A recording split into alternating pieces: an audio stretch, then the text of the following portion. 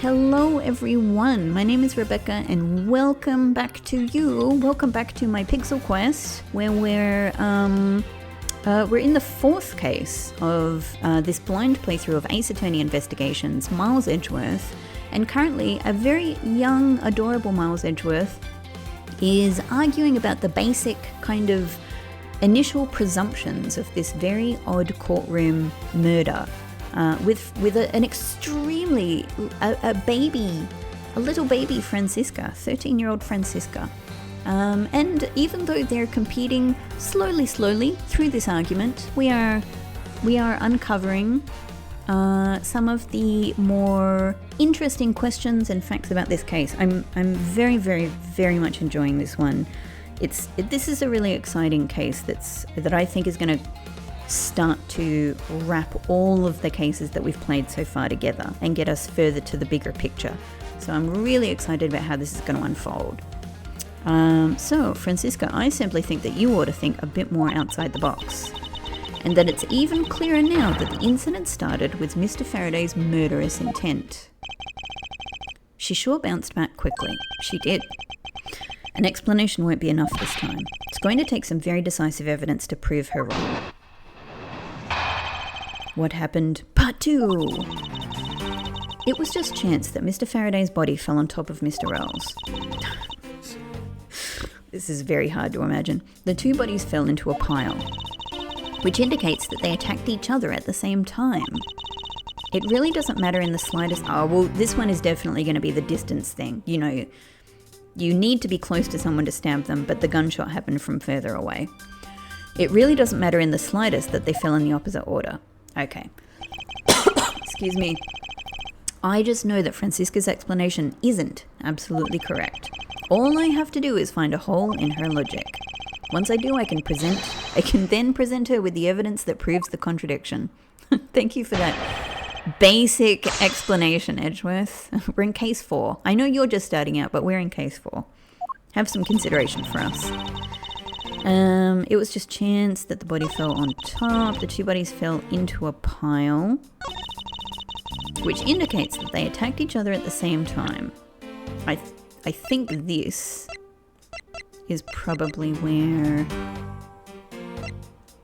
we attack, but it's probably just, everything is here. All of the picture, 2 pages of notes, everything is here. Suggesting he was shot from a few yards away. Yep. That's it. Objection! Yep. No? Oh, he was so confident. It was so confident, guys. I need to go back to law school. Francisca, I advise you to take a look at this piece of evidence. And what are you trying to say with this? I'm saying that this piece of evidence doesn't contradict with my testimony. Yeah. Ah, crap. I really thought I had that one. I've been on a roll. Miles Edgeworth, just face it. I'm going to win our little competition. You have to calm down and do a better job of finding a flaw in her logic. Which indicates they attacked each other at the same time. It really doesn't matter in the slightest that they fell in the opposite order. I mean, I suppose it could be this, but actually what I'm going to do is try pressing this. Maybe I need to further it in some way. What do you mean they attacked each other at the same time? I assume Mr. Faraday had the 2 different weapons in his hands. That's so weird. He made to attack Mr. Rell while holding the knife and revolver. What? Like, imagine this. And then, after Mr. Faraday fired the gun, Mr. Rell grabbed the knife as he was falling and stabbed Mr. Faraday. Can we please get a visual on this? Where is Kay with her magic future technology? I'd just like to see. This is where I'd actually like to see how somebody's imagination, plays out visually. That is how Mr. Rell wound up on the bottom with Mr. Faraday on top. At close range, that is more than possible. Yes, it's possible, but...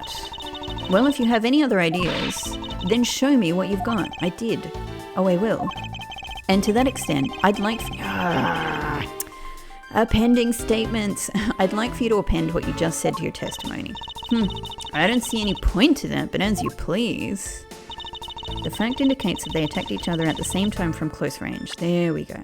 Look, I was correct. Objection! I love that. So you believe they killed each other at close range. Sorry, but that's impossible. Just as it is written in the crime scene notes, the firing of the handgun did not leave a gunpowder burn on Mr. Rell's clothes. Oh, I'm really having fun. I'm really having fun playing this game. I love this game so much. Therefore, Mr. Rell and the gun must have been separated by a distance of at least 2 or 3 yards. Oh, you've got the music, Francisca. Bam. Yes, this is by far the biggest contradiction. The two bodies are piled up on each other, yet the gun was fired from a distance. And with there being no chance that Mr. Rell moved that far after being shot, that leaves only one possible explanation. What a completely foolish line of foolish thought from a thoroughly foolish fool. If I'm not right, then who was it that made the first move with the intent to kill, huh? Who? The person that attacked the first with murderous intent? That would be neither man. Here in this room, contradictions appear no matter which man we claim attacked first. Thus, there can be only one explanation. There was... Oh, now we're getting the serious, like, you know, discovering new facts music. There was a third person here. It was that third person who killed both Mr. Faraday and Mr. Rell. I love that this music gets, like, funkier. Like, it's like funkier means fascinating detective work. It was that third person that killed both Mr. Faraday and Mr. Rell and set their bodies up to make it look like a double murder. Now that's... no, that's crazy.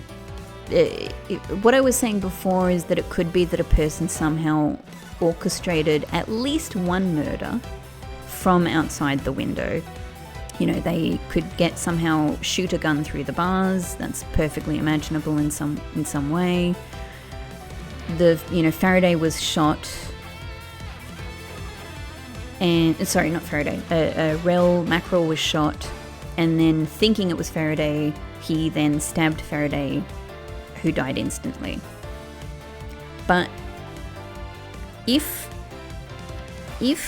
the bodies have been arranged, which is of course what it has seemed like from the very start, I mean, they couldn't possibly do that through the bars, right? Could they? I'm just thinking, is the way that this is going to unfold that actually somebody was able to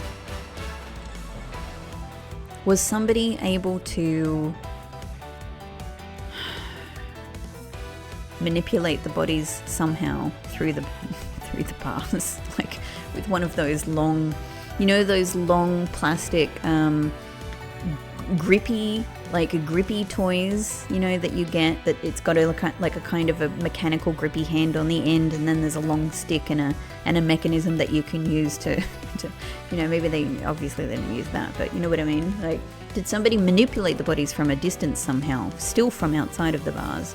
Or did they manage to get on the other side of the bars? Or is there yet another person involved? That third person is the real culprit. Miles Edgeworth, there's just one thing you're missing. Evidence, correct? Exactly. Everything you've said up until now is nothing but a story played out in your head. Well, same as you. However, this is where the real test begins. Can you prove that there was a third person involved in this crime? Of course. If a third person was truly here, that fact would resolve the glaring contradiction. The proof that this has all been a setup made to look like they killed each other. I'll present it and lay bare the final piece of the puzzle that's not yet in place. I wish you'd tell me what it is, Edgeworth. I'm going to think of it right now on the spot. What is the piece of evidence that proves there is a third person? Okay. What have we got? A bag with Faraday's blood on it. Very strange.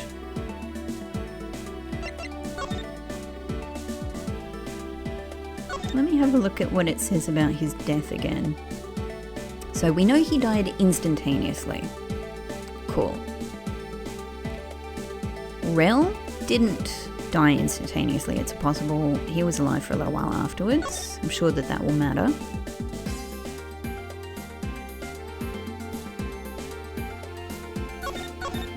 I can't see the stab wound anymore, but anyway.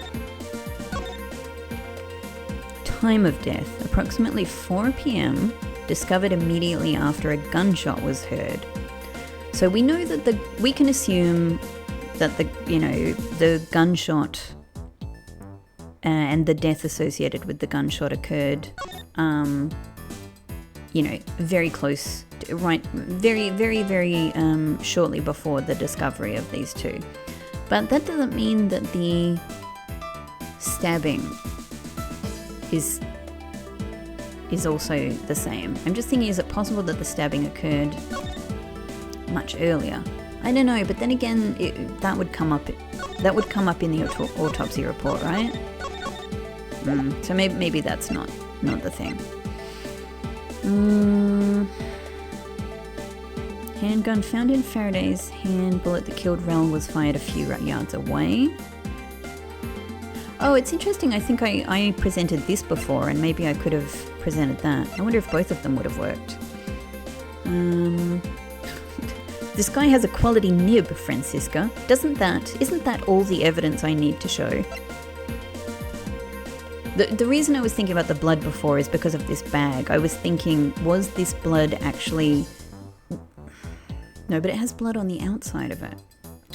I was thinking, is it possible that blood was added to the crime scene? But yeah, I don't think so. I don't know what the deal with this bag is. This bag is my biggest mystery, personally. Faraday brought this as... I believe Faraday brought this as evidence. It's, so that's... To me, that suggests we're going to find something else out about this later. Because they would just make that a concrete fact if this were actually true. But it's what we're working with for the time being. It was found in Rel's hand.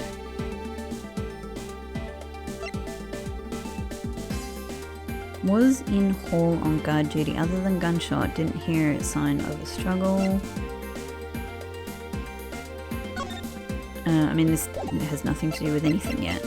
I guess the only thing I still feel like we go back to the thing at the beginning, right? That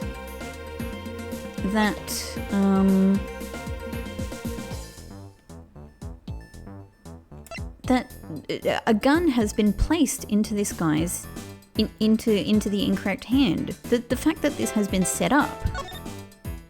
But I don't have a direct piece of evidence that says that. I don't have something that makes that comment. Like, surely at this stage, we're comfortable with saying somebody put that gun in the wrong hand. But I don't have it written anywhere, which is making me unsure. Found in Faraday's hand, bullet that killed Rel was fired from a few yards away.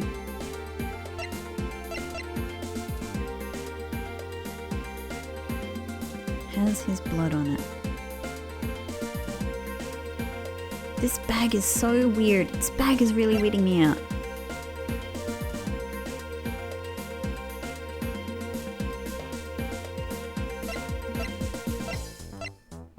I'm genuinely lost. I'm genuinely lost on this one. I don't know what it is. I kind of feel like presenting this because it's got so many facts in it. You know what I mean? Like, it could be many of the things in here. I was so confident and so correct about so many of the things before this. But this one's stumping me a little bit because I'm just stuck on the fact that it's the fact that that clearly there's been some arranging happening here. Let's try it. This is that very evidence. Oh, this doesn't sound good. And exactly how is this related? Sounds pretty bad.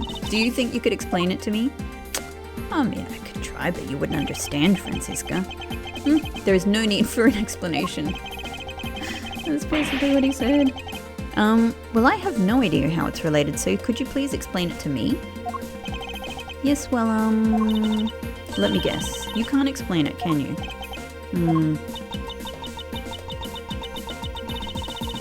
She's getting angry. Wah! It would appear that I was wrong. But there is definitely a contradiction here, and it should resolve itself if there truly was a third person here. I just need to go over the evidence and my thoughts once again. Yeah, I think I do, because I don't know. I don't know, I'm missing something obvious. Gumshoe was in the hall, heard a gunshot, but didn't hear sign of a struggle. I believe Faraday brought this as evidence. It was found in Rel's hand. I mean, based on that belief, I don't think that this is out of place. This bag is funky, but I don't know why. I don't know why. I don't understand about the bag. I'm kind of feeling like the bag just because it's the weirdest piece of evidence. It's nothing in here. I mean, maybe I'm going to try this just because it's the only thing that mentions the left-handedness again. And so maybe this is how we make... Take that! Nope. Nope, nope, nope. Whoops.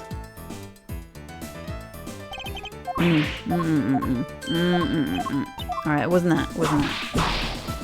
Fair enough. Let's try again.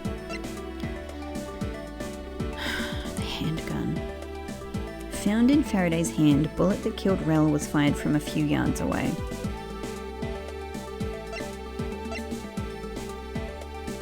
Found in Faraday's hand. The bullet... I mean, it could also be this, the fact that it was found in the wrong hand. It's just that it doesn't say it was found in the wrong hand. I'm leaning more and more towards the fact that it's the plastic bag. But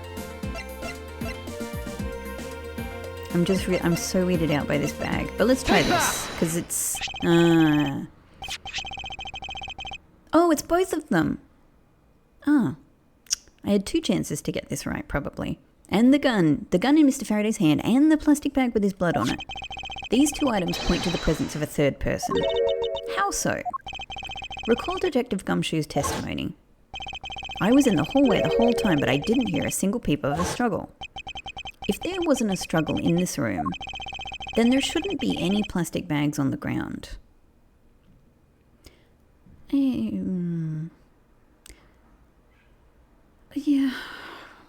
Yeah, I feel like all the ideas about a struggle are a bit off. Because here's a scenario. What if one of these guys was holding several of the plastic bags when they got attacked / shot / stabbed / killed, and then the bags dropped? They could just be dropped bags. Meaning that someone else must have deliberately scattered them around. Oh, there's no other explanation for how bags got on the floor. Do you not see the possibility in this? Disregarding the gun for the moment, there's a high probability of blood splatter when a knife is used on a person. I do agree here. The knife, the stabbing is strange.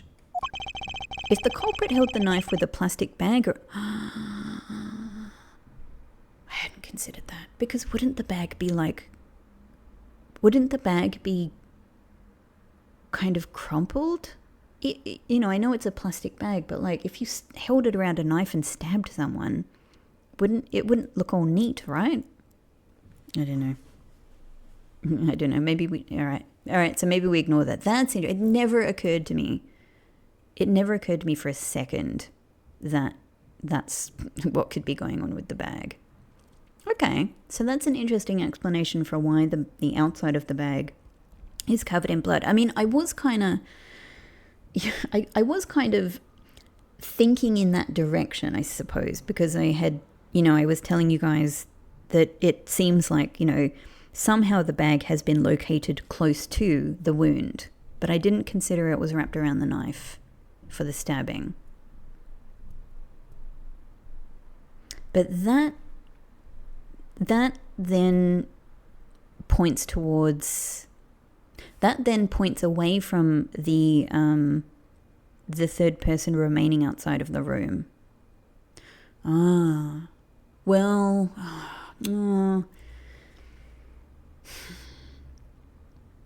Unless they stabbed somebody who was close to the window.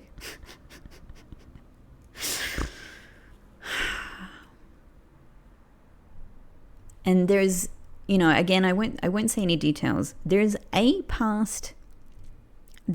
case in a previous Ace Attorney game that involves a situation that is not like this per se, but has some spatializing dynamics, let's say, that are kind of making me think about this possibility. And so it's possible that there is a stabbing very close to the window with this knife that has the bag around it to prevent fingerprints, I guess. But I don't know why you wouldn't just use gloves. Maybe they did. Maybe it was so spontaneous they didn't have gloves with them, something like that. And then I'm jumping. My thoughts are jumping around. But what I was just thinking, imagining this is, I wonder actually if the Yatakarasu is going to eventually be accused in this case because of their dexterity and ability to maybe do something tricky on the outside of a third floor window, something like that. Anyway. But if somebody was stabbed through the window because the victim was close to the window, okay, possible. Then the other person is shot with the gun. They could be further away from the window. That's fine. That part of it is fine, but it still doesn't explain how the bodies were arranged. And if somebody was stabbed and died instantaneously next to the window, then it doesn't make any sense that their body is then found a couple of meters away. Okay. They could use the bag to catch any blood splatter from when they withdrew the knife.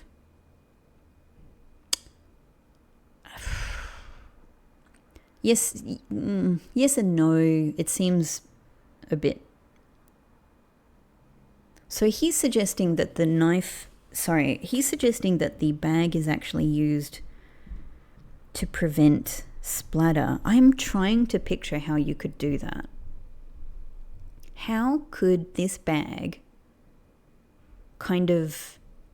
unless you put the bag over a part of somebody's body, and then you stabbed through the bag, if you did that, I could kind of understand. But if the bag is just like over the knife handle in some way, then that doesn't seem neat enough to prevent the splatter from getting in other places. But it certainly does. Anyway, I think the way we can think about this is that it certainly seems like somebody is in fact trying to hide where the stabbing took place. Then, by spreading a few more plastic bags around, mixing the bloody one in with them, and arranging the room to make it look like there was a struggle between the two, they were able to conceal their presence.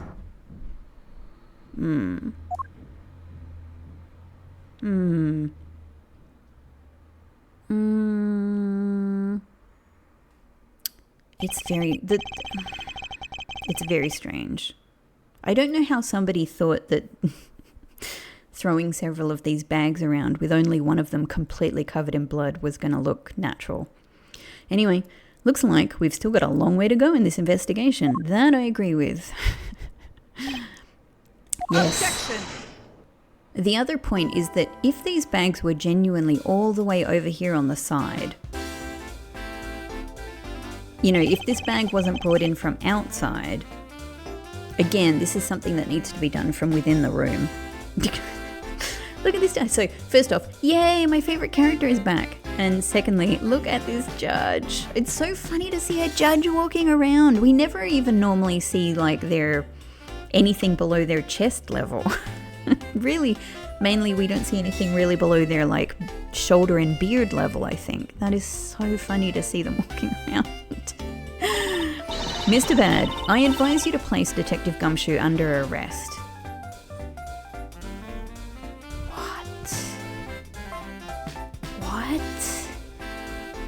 What?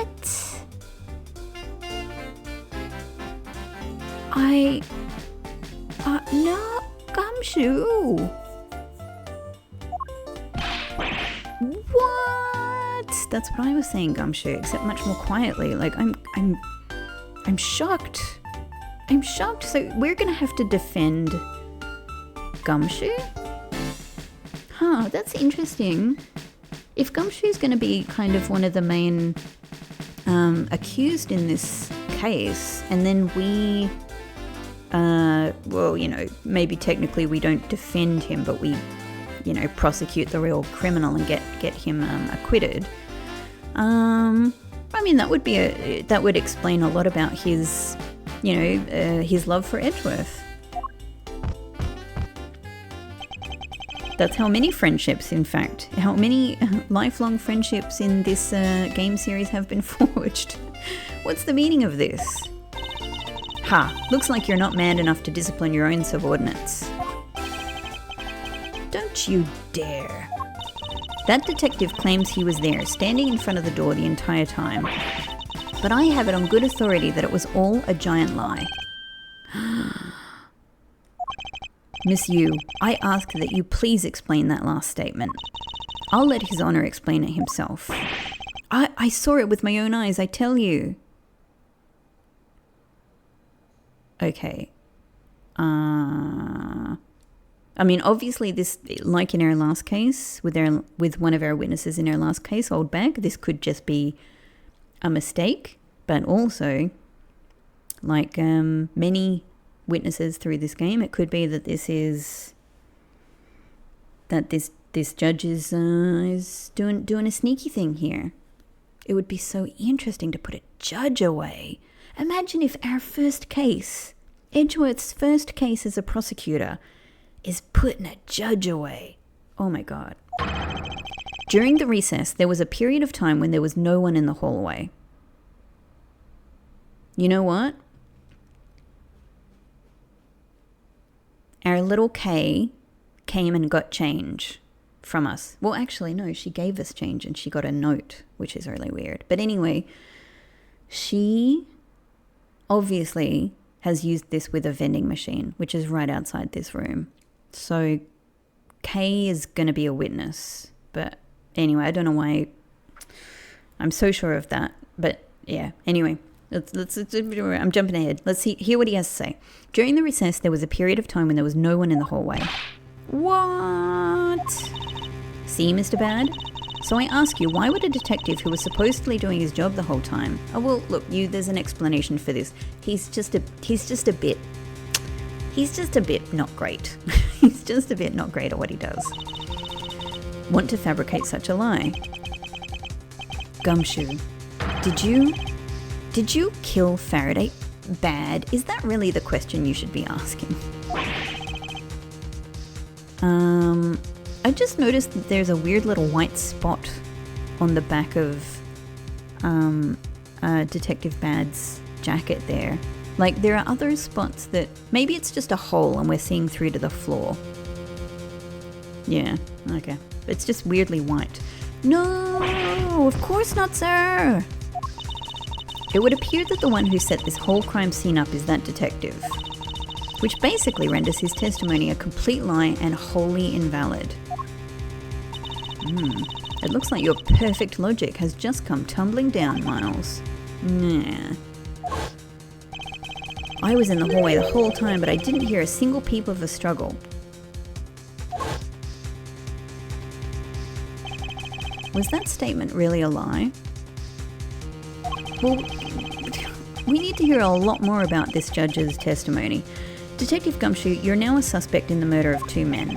Can we chat to the judge a little bit more? Jeez. Now spit out the truth or so help me. I haven't lied to anyone, sir. Honest. I really was there. I was in the hallway the whole time. Detective Bad, I ask that you please do not act without my permission. After all, I am the one that is heading up this investigation, am I not?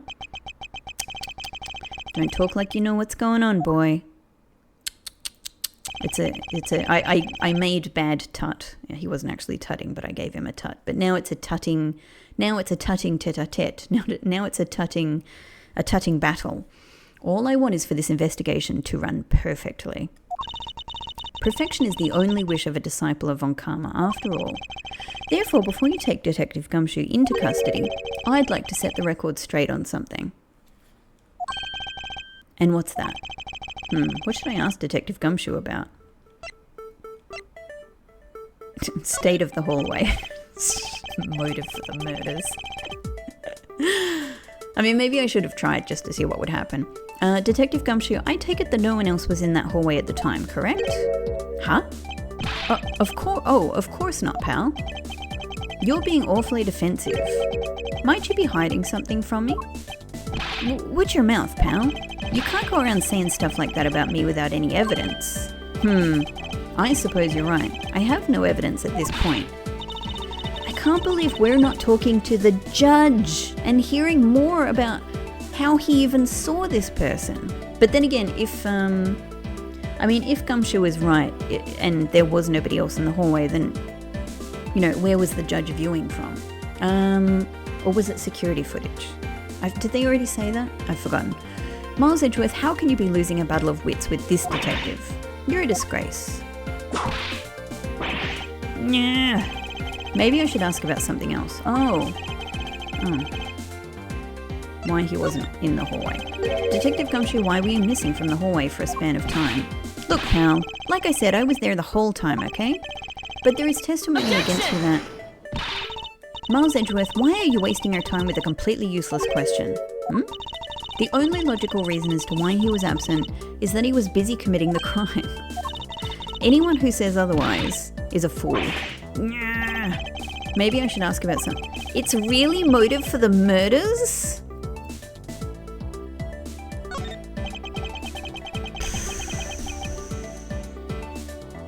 Well, I wouldn't have guessed this. I suppose the one thing I'd like clarified is Detective Gumshoe's motive for committing this crime. Motive, huh? Gumshoe, you got a grudge against Faraday or anything? No, sir, not me. Not a single bad thing against Mr. Faraday, sir. Oh, he's got intense eyes. Is that a fact? Objection! You really have a problem with lying, don't you, Detective Gumshoe? I don't even care that she's accusing Gumshoe. I love her still. I'm telling you, I am not lying. The more unnatural you act, the more suspicious you become, If you want a motive, Edgeworth, I have one for you right here. Could you please share it with us? However, be forewarned that I won't hesitate to object to flights of fancy, because all I'm interested in is the perfect explanation. You're serious, aren't you? Fine. You amuse me, so I'll humour you with a little courtroom practice. Gumshoe's motive. Oh, we get to see more of her, yes! It's interesting that we have 2 characters that look at themselves in the mirror. It was about a week ago. I saw the detective get chewed out by a livid Faraday in front of the precinct. That's not a motive for a murder, though. He stood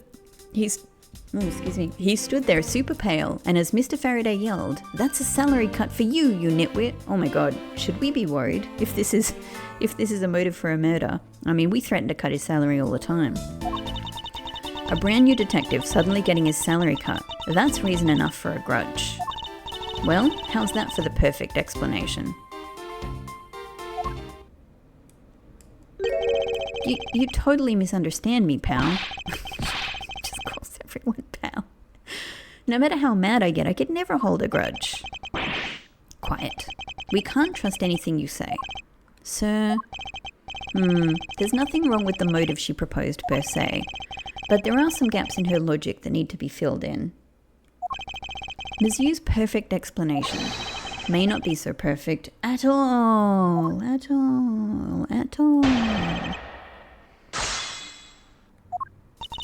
It was about a week ago. I saw the detective get chewed out by a livid Faraday. Let's just learn more about this. What was he angry about? Mr. Faraday was upset? Yeah, you know what else? Mr. Faraday isn't exactly known to get angry often. But there he was, totally beet red in the face. Ahem. And the offending detective just stood there, pale as a ghost, like he was about to die. Just like the face he's making now, right? I'm completely innocent, I tell you. The poor man. Ahem. It was quite the scene with the detective. He stood there super pale as Mr. Faraday yelled, "That's a salary cut for you, Mr. Nitwit." Oh, sorry, Mr. Nitwit. I was reading the above line. You nitwit. What, at the outset here, what is the suspicious, line here? A brand new detective suddenly getting his salary cut, that's reason enough for a grudge. Well, how's that for a perfect explanation? Okay, I don't think anything here is particularly... What's the first thing she says? A week ago. Well, let's just... I think we just need to press. I don't immediately feel like any of these are... You just stood there watching this unfold in front of you? Yeah, I have to say it was really enjoyable too. But that's when I saw Detective Gumshoe earlier. That's why, when I saw Detective Gumshoe earlier, I knew to steer clear of him. No way. I thought it was because I had something stuck on my face. But you do. Huh? What have I got stuck on my face? Well, you have a bandage there. Let's start with your eyes, nose, mouth. Oh, and those ridiculous eyebrows. I still love her, but she's being really mean to Gumshoe. Huh? Ah ha ha ha. Oh man, messing with your head is just too much fun. Ms. Yu, if you don't mind, I'd like to return to your testimony now. Sure, why not? She's I guess her whole thing is laughing a lot, but it does make her seem like a deeply unserious person. A brand new detective suddenly getting a salary cut, that's reason enough for a grudge. Okay. Hold it! To cut a new detective's salary right off the bat like that. I'm not really familiar with the way you guys relate, but is that a common practice? Speaking of cutting my salary, didn't you threaten to do that to me earlier too? He's exactly right. I suppose I did. It's only natural to cut a worthless detective's salary down to their actual worth. My father can even fire anyone, new or old, with a snap of his fingers. Do you think maybe that's reason enough for detectives to hate you people? Well, I guess they really shouldn't cut people's pay. I'm liking Bad more and more. Detective Bad, don't tell me Miss Von Karma cut your salary earlier. Oh, sorry, was that Miss or... Mister, okay.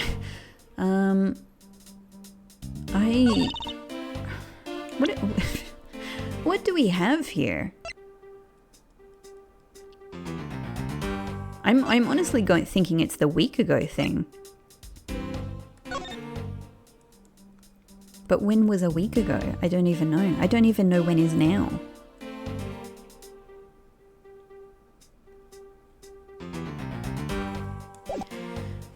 Seeing this guy again has reminded me that just before all of this happened, Manny here arrived in the court, arrived in the building, and took Ms. Yu outside for a chat. Now she has come in and is accusing Gumshoe. I'm wondering if she has been, manipulated in some way, threatened, controlled, blackmailed.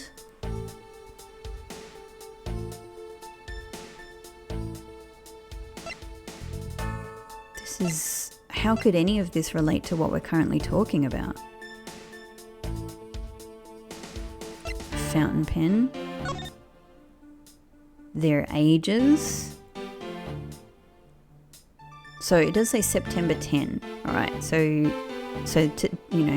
that's today.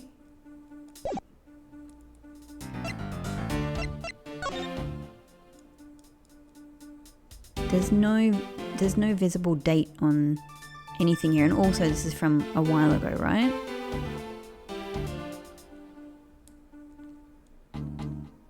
It can't be anything to do with this.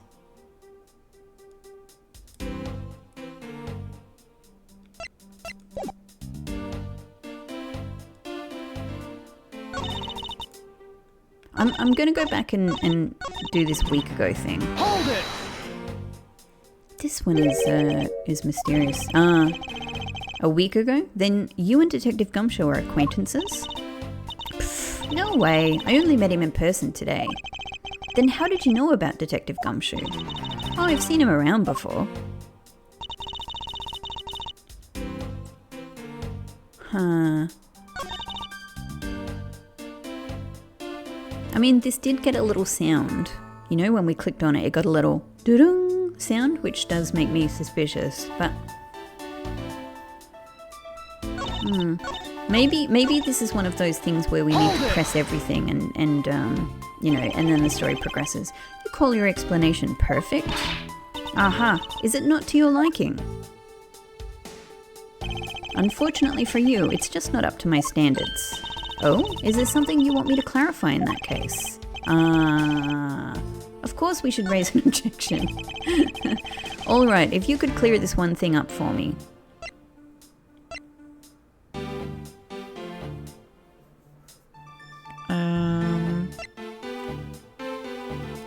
The motive? That's what we're sort of discussing anyway, right? Faraday and Gumshoe's relation? It's probably this, because isn't the whole thing that Gumshoe's kind of just starting today? But that doesn't mean that he hasn't been doing other work. How Mr. Faraday was killed. Oh man, I don't know. It could be any of these. Let's go with this one. Actually, allow me to ask the detective directly. What was your relation to Mr. Faraday? Mr. Faraday was in charge of training rookie detectives to testify in trials. I met him on the very first day I entered the Criminal Affairs Department, pal. Oh, I had no idea Mr. Faraday was so involved. Faraday, he may look like an easygoing guy, but he's actually a bit of a nut for strict discipline and manners. Guys like Gumshoe tended to rub him the wrong way. There, now you know how the detective and Mr. Faraday were related. Happy now? No, wait. You said you only had one thing to ask, right? Please allow me to ask one more thing.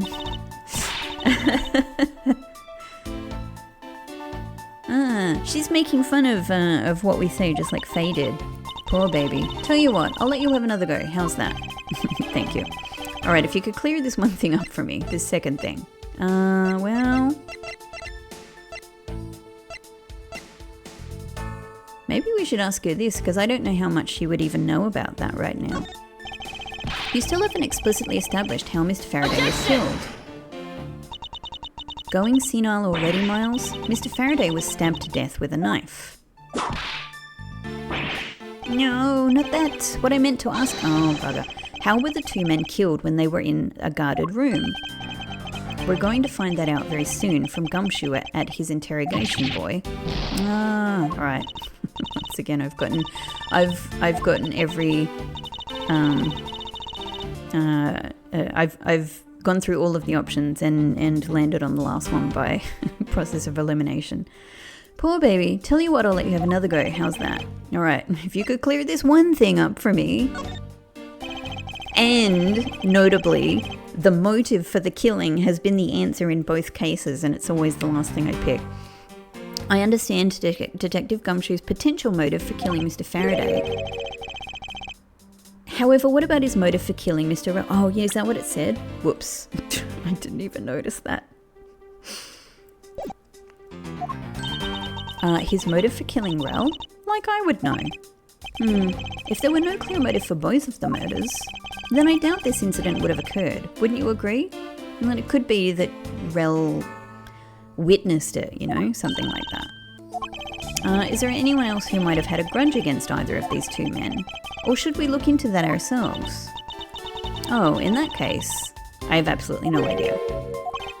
What? But that's impossible. She must know something. Wait. Can you please not glare at me like that? It makes me laugh. I didn't even do anything and you're already laughing away.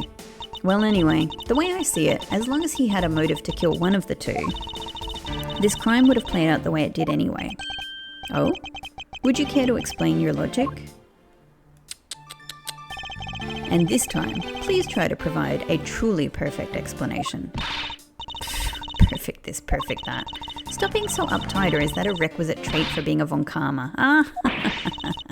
She's right. Miles Edgeworth, I demand that you shut this rude woman up. I wish you'd both be quiet for just 1 second. Oh well, I guess I'll just have to explain it to you kids. Look at her cool freckles. Motive to kill the man. There's no one out there with a motive to kill both Mr. Faraday and Mr. Rel. All you really have to establish is that someone had a grudge against one of the two men. Mr. Rel, who happened to be there, became a witness to Mr. Faraday. Oh, this is what I was saying. Therefore, he was killed out of necessity and set up to look like they had killed each other. Yeah, I mean, obviously I think this is wrong, but it's a possible argument, isn't it? I wonder if that's really true. Is there no one out there with a grudge against both men? Yeah, this is what I thought the point of contention was, though. That she says this so explicitly. I should take another hard look at the evidence for this morning's case. I only have one thing. The second KG8 incident, as people are calling it, involving an embassy staff member and the two men who both wound up as suspects in the case.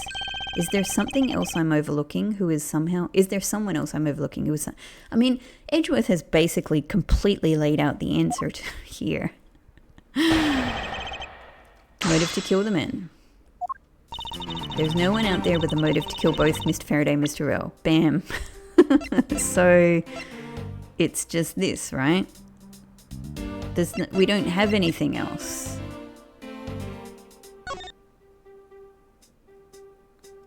But actually, I mean, this doesn't mention either of them. But we don't have anything else. This is all related to right now. I don't have anything else. It's this. Objection! Ms. Yu, I believe there is someone you overlooked in making your statement. Or rather, is it because you'd rather not bring this person up? Yes. Yes, Edgeworth, yes. What do you mean? We are looking for someone with a reason to kill both Mr. Faraday and Mr. Rel. I can think of at least one person that fits that bill. He was the suspect in the original KG8 incident.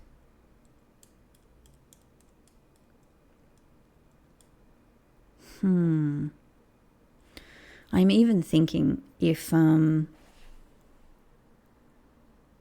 this Manny guy was able to blackmail or threaten or get to our lovely Ms. Yu here in some way to argue for him, then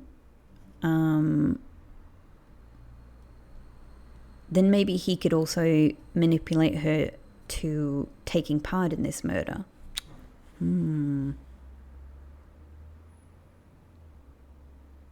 Maybe if she is the Yatagarasu, maybe this is how he was able to blackmail her, if he had that knowledge.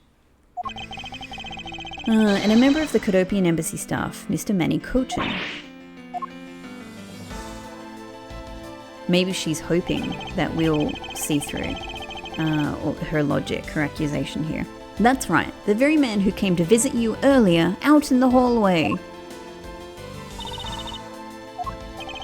The man who killed a member of the Kodopian embassy staff, Mr. Rel. And the man who was the lead prosecutor of the KG8 incident, Mr. Faraday. Are you telling me that Mr. Cochin has no reason at all to kill both of these men? Well, I suppose he might have a reason or two.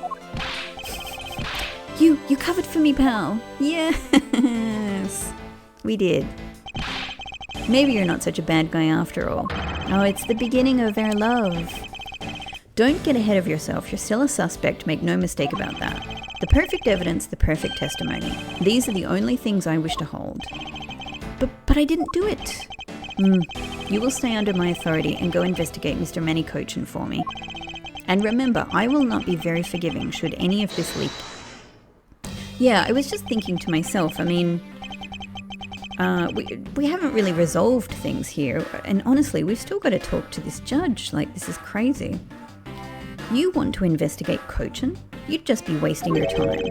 And why is that? Cochin was up in the viewing gallery watching the trial, or so I was told. Well, the strength of your statement here was immediately invalidated by the end of the sentence. Every cop in this place has been keeping an eye on the guy since he arrived. Then the only real suspect we have is still Detective Gumshoe. Or it could be one of your cops, right? Who's not giving you truthful information. I suppose so.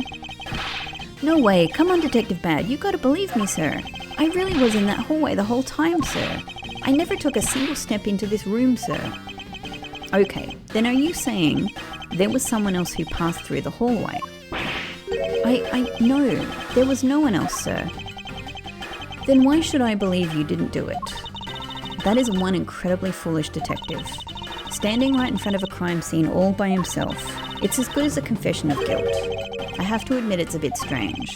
Most criminals will fabricate some sort of lie to escape their crimes. But Gumshoe is so honest. He's so honest and good. And if that detective really wanted to prove that he is innocent, you'd think he would at the very least offer up, I spaced out while on duty or the like. Come on, Gumshoe, time for your interrogation. My boy. Detective Bad. This judge, he's still all huffy and puffy. Miles Edgeworth, I will go on ahead and report this to Papa. The judge nods. And that, as they say, is that. Right, everyone? Ho, ho, ho. Off he goes. Santa Judge. Well, I suppose we should both be getting back to our real jobs now, huh? Before we do, miss you, there is something I'd like to speak with you about. And also, the judge. We should talk to the freaking judge. What is it? Well... Oh, it's letting me look at everything again. Hang on, let me just try the TV. Because it was mainly Gumshoe that looked at the TV before. The television has been left on to preserve the crime scene, of course, and it will stay on until the police are finished with their investigation. Do they think nothing of saving electricity? Sigh, how bothersome. Well, you just gave an explanation for why they're doing that. Let's look at the bars again. A pleasant breeze is blowing through this window. If only I could exchange it with the stifling atmosphere of this crime scene. The bag? It's Mr. Faraday's bag. The evidence for the trial of the embassy staff's murder is in here, and if things had gone smoothly, they would now be mine. Think, think, think. Actually, that's not really a tut-tut-tut, is it? That's him starting his brain up. Rum, rum, rum, rum. Including the two weapons in this double murder, the knife and gun, I suppose. I believe. Maybe. Everything is neat and tidy on top of the table with not a single disturbance in sight.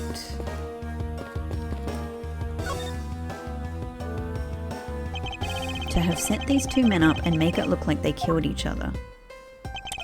If there's one thing I cannot forgive, it's the desecration of the dead. What about the murder of the living? Ah, hey wait, Edgeworth. Where are you off to? Aren't you the one who wanted to talk? Oh yes, but I wanted to look at the couch again first. Okay. So, what did you want to ask me about? The KG8 incident, the current case of the murdered Kodopian embassy staff member. I've heard that people have begun calling it the second KG8 incident. Only among you law enforcement types. And what about it? I'd like for you to tell me everything you know about the original KG8 incident. I'm afraid I can't help you. I don't know anything beyond what was reported in the papers. No, I believe you know much more, since you are directly tied to the KG8 incident. Dun-dun! And if you need evidence for this, I've got it. I've got it in my little bag or pocket or something. I'd appreciate it if you'd stop with the false accusations. Baseless outbursts are useless both inside and outside the courtroom, don't you know? I do, but I also know that I do have a leg to stand on here. I'm pretty confident on this one, you can laugh all you want. Think you can stop making that ultra-serious face in front of me? Nah. If you could please stop laughing for just 1 second, I'm not going to make any headway like this. I'm just going to have to show her exactly how related to the KG incident she is. And it'll have to be the single piece of evidence that I have on this. Monsieur, I believe that I have proof of your connection to the KG8 incident. That file is your proof. Hang on. I was just checking that I hadn't missed that there were any other pages. It really is... Because it looks like a file, right? It's a file. And it says reference materials. But when I look at it, the only thing I can see is the newspaper. There's nothing else to shift over to. Yeah. Very well then, why don't you tell me exactly how I'm related to the K... I don't know, no. It came up, I was clicking... No, I clicked accidentally. Now I look so foolish. Yes, and that sheds light on our discussion. How? It looks like I jumped the gun. I did jump the gun. I just jumped the gun. Weren't you the one who mentioned it earlier about how Mr. Cochin came to see me? Obviously that makes us acquaintances, right? I suppose so. So is that all you wanted to talk about? If so, I'd like to get going. Wait a second. Alright then. It's through the victim. Your connection to the KG8 incident, and the music has turned right down, is through the victim. How does he know? Why? How did someone see through? The victim's name is CCU. You will note that she has the same last name as you. Can you really still tell me with a straight face that you are not related to this case?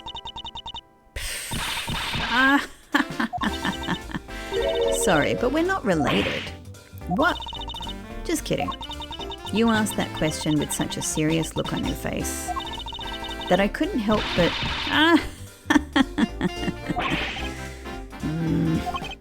Monsieur, I ask that you please tell me the truth. Ahem. Alright, I'll tell you everything I know. I mean, it's impossible to get past the fact that it sounds like she has a massive murder. You know? She has a massive murder. She has a massive motive for murder. She, you know, like she has a very, very strong case for a kind of revenge. Justice for her sister. Alright, I'll tell you everything I know. As you guessed, the one who reported the smuggling activities of the Amano group was my sister, CCU, as I thought. And she was killed right before she was to testify at the impending trial by Manny Cochin. But because he was tried once and was acquitted, he gets to live out the rest of his cushy life completely carefree. All because of a lack of evidence. Yeah. So it makes sense that the ones that she would be particularly angry at are the people who failed to convict him or, you know, like messed around with the evidence. No, I heard that the evidence to convict him did exist. What? Sounds like you have a motive for murder. I heard it from Mr. Faraday himself after Mr. Cochin's trial was over. Apparently a man in black made off with the most important piece of evidence. A man in black? Then the evidence had been tampered with? Isn't it just like a criminal to do something like that? The smuggling ring being run out of the Amano group by one of its secretaries. Being run.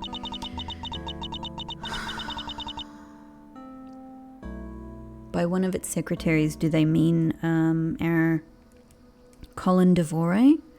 They bailed Mr. Cochin out. Turns out they were in league with each other all along.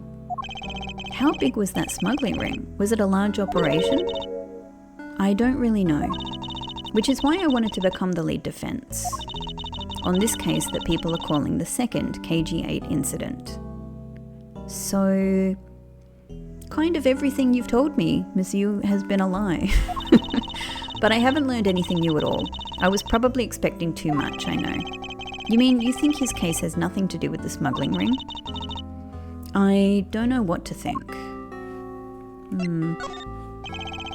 Why did Mr. Cochin want to meet with you earlier? Actually, he came to watch the trial. Apparently he only found out that I was the defense lawyer on this case after he'd arrived. He figured he should say hi and one other thing. Looks like you couldn't resolve anything this time either. Too bad. What's that supposed to mean? Oh boy, stop it with the scary face already. I'm fine, really. I gave him a good slap across the face. The way she talks about slapping him as she laughs away is kind of creepy. But it's just as Mr. Bad said. He's not related to the double murder. I asked around and people in the gallery claim that he was in his seat the entire time.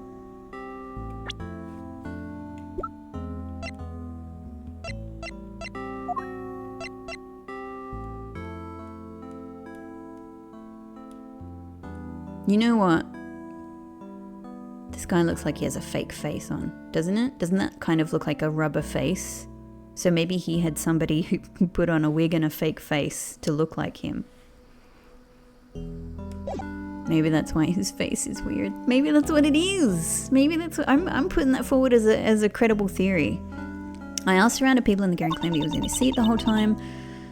Talk about cruel fate. And, you know, obviously he made his way, you know, if he was a fake Manny, he went around making his presence known, being visible. Talk about cruel fate. Well, this is about all I know. Sorry. Guess I wasn't much help, huh? That's not true. I'm sorry I made you recall such a painful time in your life. Edgeworth, you really are too serious for your own good. You really need to learn to relax. We wouldn't want you to die of stress, would we? Is that a threat? Thank you for the advice, but there's no need to worry. I work in my own way, and I will catch this criminal in my own way as well. You'll see. Look at you with your game face on, ready to go. I'm making no such face. Did you know laughter is the best medicine, Edgeworth? Don't you get tired of making such a serious face all the time? So, I mean, is the explanation for her excessive laughter, you know, clown-like laughter, that she's pushing away the difficult feelings of her grief and sadness? I'm charged with making sure that all the criminals of this world are found guilty. All the criminals of the world? You're taking on a lot of work there. I have no need for laughter. There you go, making that face again. Oh well. I've got to get going. I still have a few loose ends I need to tie up. I still love her. She's still super cool. The KG8 incident and this murder investigation. It is my belief that these two cases are related to each other somehow. Plus that detective, Detective Gumshoe. It's obvious he's lying, even though the lie is hurting his chances. Clearly this case is far from over. I think he is basically telling the truth. But I think if he's telling a lie, then I am very confident that what the lie is that he saw that child. He saw Kay come and use the vending machine. And I think he just doesn't want to mention that because he doesn't want a child suspected. He doesn't want to bring her into this. That's my thinking. That's my thinking right now. Clearly this case is far from over. But whether or not that detective is the murderer can only be determined once I've completed my perfect investigation. Mr. Von Karma, I swear to uphold your honourable name. Or my name isn't Miles Edgeworth. I'm not really sure how to read that one, Miles. To be continued. Alright. What an interesting case this is. I'm really enjoying this one. I'm really having a lot of fun. I'm having a lot of fun with the dynamics here. All of the characters. Oh, this is great. The guy at the back, like, I mean, resting and saluting at the same time with his legs spread in a weird way. I have no idea what's going on there. One of these cops is looking at the model building, and that guy is trying to stop the water. The water is broken there, probably from that guy drinking it. I don't know, too much. Third floor lobby. Sir, what is to become of the trial into the Kodopian embassy staff member's murder? Well, this is where we're going to leave this episode. At the outset of the, the second act, I suppose. This has become a very, very interesting case. It was already a very interesting case. It's become an even more interesting, complicated case. And I don't yet have... I think I'm right about some of the kind of the rough directions of it, but I really don't have a lot of clarity on very much right now. You've heard some of my theories, but we'll see how things play out as we go forward into the next episode. So thank you so much for watching, as always. I really appreciate it. I really appreciate people, being a part of this channel, and I hope you guys are enjoying this. And all of my stumbles and all of my wins and everything in between. And I'll see you in the next episode. Thank you so much. Hope you have a lovely day. Goodbye.